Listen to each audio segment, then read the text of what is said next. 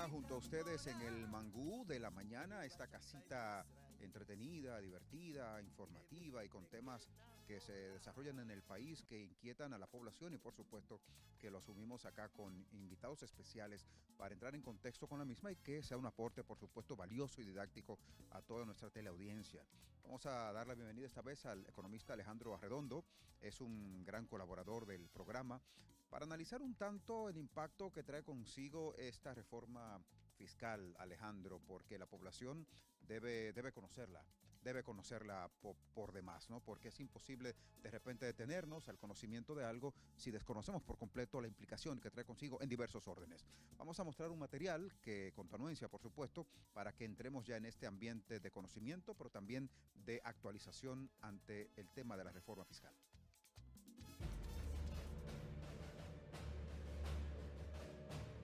Una reforma fiscal es el cambio que se realiza a las normas fiscales de un país y cuya transformación impacta su sistema tributario.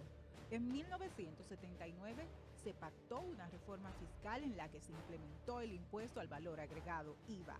Para el año 2004, en el gobierno de Leonel Fernández, se implantó la reforma fiscal Ley 288-04. A lo largo del 2005, se instauró la reforma fiscal de la Ley 557-05, que el Senado de la República aprobó después de que el Poder Ejecutivo presentara su anteproyecto. En 2009 también se estableció una reforma fiscal de la Ley 182-09. En 2011, con la Ley 139-11, se puso en marcha otra reforma fiscal. Durante noviembre de 2012 se creó la reforma fiscal que responde a la Ley 253-12. Irene Javier, el Mangú de la mañana. Muy bien, muchísimas gracias Irene por el reporte y es que hay que analizar estos temas, sobre todo porque esta propuesta de modernización fiscal, mi querido Alejandro, no sé por qué me hace pensar en Benjamin Franklin que decía que nadie se escapa de la muerte ni de los impuestos, ni de los impuestos. ¿Cómo explicamos todo esto? Así es, sí. Bueno, gracias por la invitación, Ale. Aquí estamos los AA. Así es, AA. Yo soy un Mangú lover. Muy bien. Bueno, sí, bueno, realmente es así. Nadie se escapa de la muerte y de los impuestos. Fíjate que Al Capone, que era un, ¿verdad?, del mundo subterráneo, negro, no fue captado por eso, sino por el no pago de los impuestos. Entonces, realmente el gobierno ayer anunció su proyecto esperado de modernización fiscal, en donde es muy amplio y muy valiente de parte del gobierno. Y digo valiente porque elimina muchas exenciones fiscales. Pero tú como economista, ¿era más o era menos de lo que como profesional que bregas a diario con estos temas esperabas? Yo creo que era lo ajustable. Era lo ajustable. Era lo ajustable, okay. Porque recuérdate que esta es la segunda ocasión en donde el presidente de Abinader presenta una reforma, porque la primera fue en el 2022, que no era oficial, pero sí oficiosa, ¿verdad? Se pasó, esa era una reforma bastante agresiva, que pretendía recaudar alrededor de unos 235.000 millones de pesos. Sí. Esta es unos 122.000 millones, alrededor de 1.5% del Producto Interno Bruto. O sea que es ajustable. O sea, se habló primero de unos 175.000, luego lo bajaron a 125.000, 122.000 millones de pesos. Es para el primer año, porque las reformas se van implementando por año de manera gradual. Y que la propia recaudación pues igual tendrá un impacto al entendido del propio ministro de Hacienda en la salud, en la seguridad, incluso en la educación. O sea que igual también hay que ver desde distintas esferas, ¿no? Sí, esta reforma lo que pretende es aumentar las recaudaciones fiscales para pagar la deuda, también para pagar la deuda externa, que representa alrededor de un 23-24% del Producto Interno Bruto. También ofrecerle mayor calidad de vida a los dominicanos en cuanto a la construcción de infraestructura, salud, seguridad. Sin embargo, Alejandro, a pesar de que son mayoría en el Congreso, esta modificación ha sido consensuada, porque de hecho el propio ministro Jochi Vicente daba a conocer de que previamente se habían reunido con los sectores productivos del país, el caso de los industriales, el caso también de los empresarios como tal, la propia sociedad civil en su conjunto. Sin embargo, hay voces que han empezado a surgir allí de que no se les invitó a ese tipo de encuentro. El caso del sector turismo, el caso de los que trabajan con el cine y demás.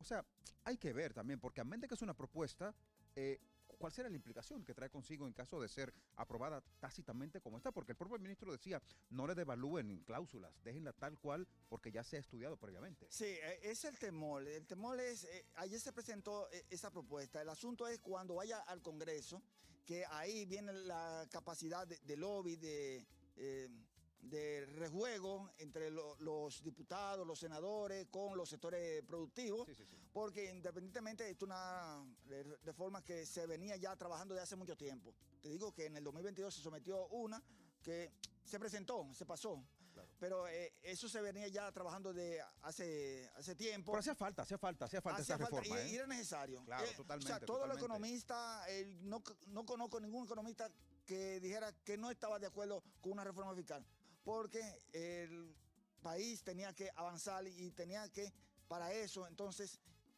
buscar más impuestos, porque no podíamos estar en el ciclo vicioso Claro. de que tomar prestado, pagar préstamos. Sí, aparte de que hay que aumentar el flujo para capitalizar incluso el mismo Banco Central, porque si no, imagínate endeudarte para pagar con lo que te adeudas, o sea, es una cosa de locos. Así es. Ayer el gran protagonista en la semanal con la prensa fue sin dudas Jochi Vicente, el ministro de Hacienda.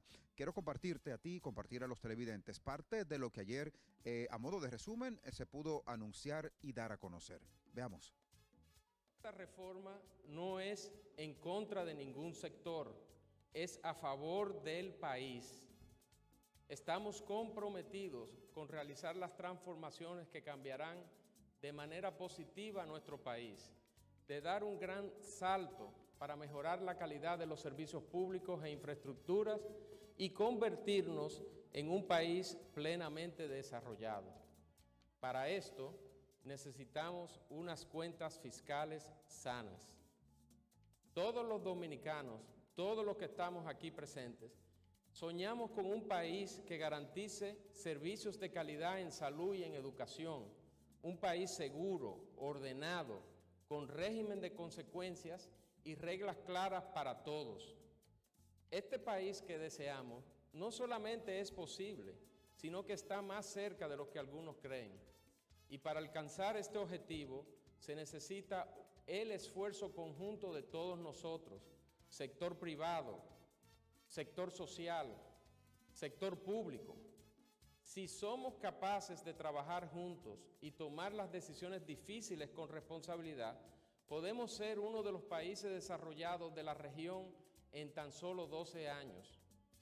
El propio ministro de Hacienda decía de mejorar la calidad del sistema tributario, que de hecho el sistema tributario dominicano es muy alto en comparación con los de la región, pero me preocupa al mismo tiempo, y te hago la cuestionante, partiendo de lo que escuchábamos allí ayer dentro de la semanal con la prensa del ministro de Hacienda, Jochi Vicente, ¿pagar con deudas o pagar con recursos propios? No, obviamente, lo mejor es pagar con recursos propios, que el país mismo genere sus propios recursos, porque nosotros desde el 2012 se hizo una reforma, quedó un tanto tronchada, porque hubieron impuestos que no se pudieron poner en ejecución, ahora se van a poner en ejecución, por ejemplo, el impuesto a la placa, y que el país genere los recursos necesarios para pagar la deuda.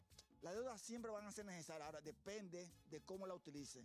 Si la utiliza para usarla para gastos corrientes, pago de sueldos, salarios, eso no es productivo. Ahora, si la utiliza para construir presas, edificios, carreteras, es importante porque te da un beneficio social. No quiero despedirte, Alejandro, sin sin analizar ya en la parte concluyente de tu participación con nosotros, ¿por qué esta cultura de negatividad ante el pago de impuestos? Algo que arrastramos por años sin términos.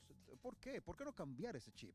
Bueno, lo que sucede es que la palabra impuesto ya significa que algo que te están imponiendo de manera obligatoria, y debemos cambiar esa cultura, porque también hay otro asunto, que es la legitimidad de los impuestos. O sea, tú pagas un impuesto, pero tú tienes que recibir de parte del gobierno, ¿verdad?, una redistribución, mejores calles. La compensación. Sí, mejores calles, mejor educación.